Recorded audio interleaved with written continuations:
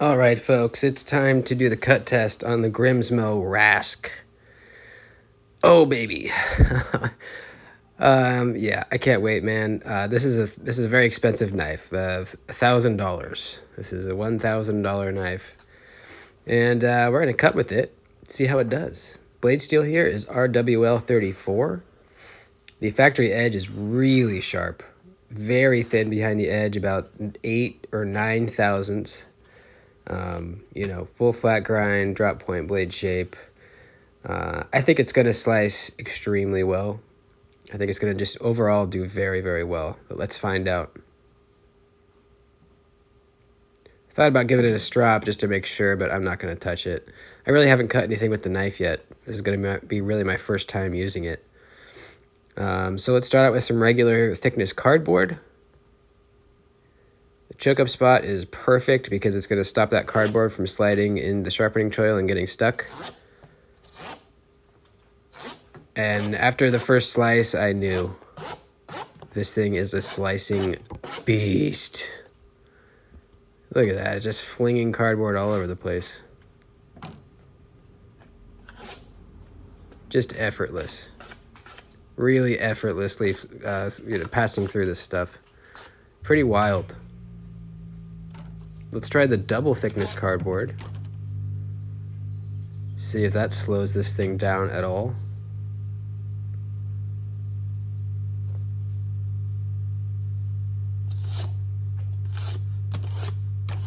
Not really. It feels like there's slightly more resistance, but man, not a whole lot. Even against the grain, the hard way, this thing is just slicing. So awesome. Love to see a knife that's, has impeccable fit and finish and attention to detail and just overall build quality, but also has really, really good cutting geometry. So for utility cuts, you're going to have to raise up a bit to get to the tip, but not that far, really. I mean, look at that. This thing is slicing really well. It does thicken up behind the edge toward the tip, but not really super aggressively, so it's still a relatively fine tip, but not fine enough to where I'd be worried about breaking it off. Utility cuts on the double thickness stuff.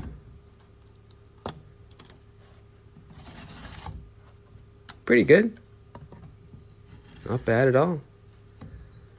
Against the grain, not quite as good. It's pretty thick stuff. What's next?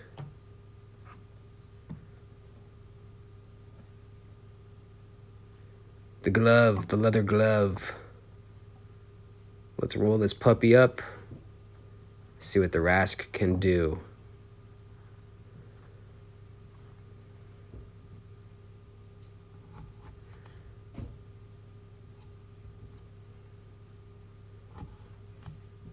Very nice. Very nice. And very, very nice. Slice through that like nothing.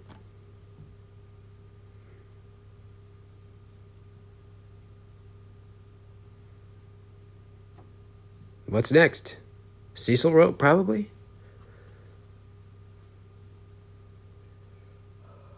I want to clean some of this tape gunk off of here. I feel like it might be holding us up, maybe, causing more friction when we're cutting, so I'm just going to get that off.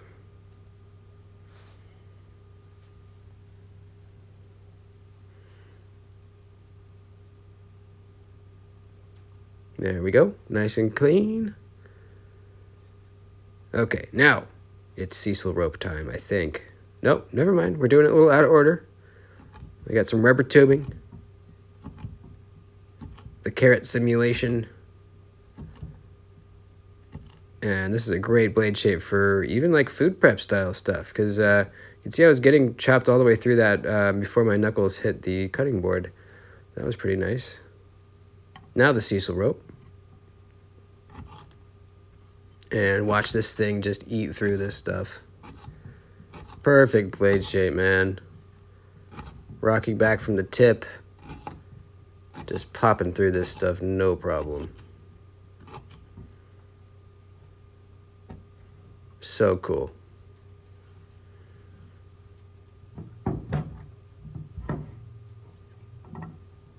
Cut some more leather. I got this little piece here. It's about 4 ounce leather. Or maybe is it 4mm? I don't know. It's pretty relatively thick stuff. Really fun, actually. Really fun to cut this stuff. Look at that.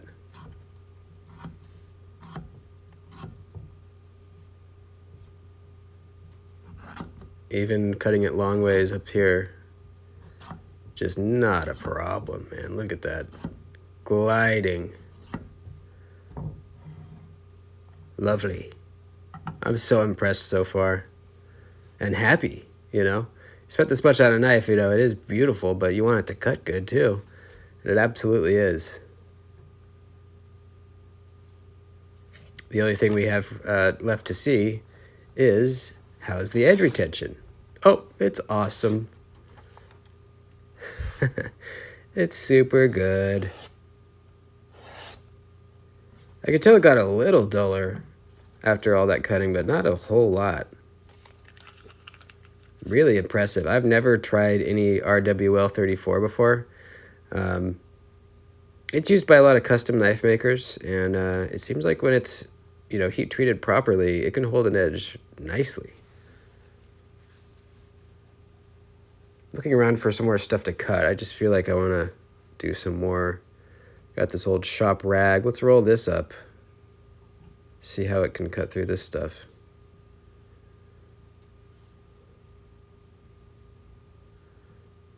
I was going to do a double layer, but I decided not to. Probably could have. After seeing how easily it cut this stuff.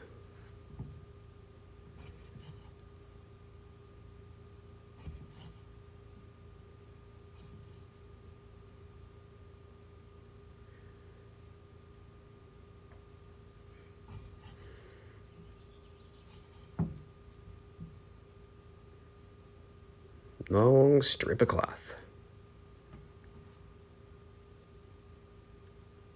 You know, we usually would do the edge killer rope after or at this point. I'm going to skip it. That stuff really scratches blades up because it's that really like what do they call it? The that type of rope. It's like I don't know. I forget what they call it, but yeah, it's like really hard on edges and it really scratches them up. So I just don't want to put a scratch in the knife. So we'll skip that. We'll just cut a little more cardboard instead. Look at this thing. Even do a little curve.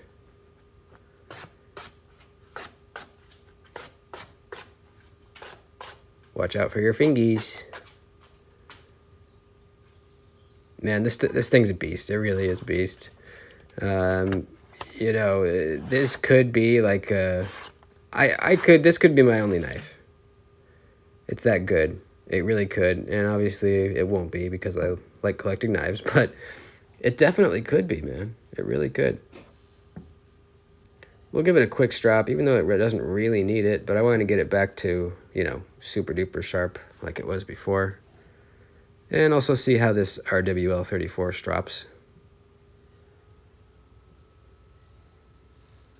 Just sprayed a fresh layer of duty juice on this strop, so it's going to be sharpening real fast right now. And it did. Oh boy. Get this cleaned up.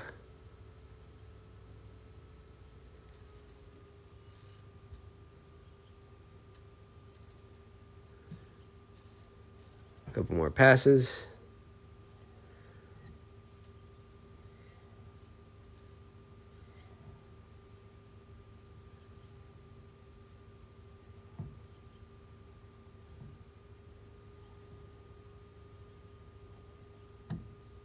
Alrighty. Back to the paper.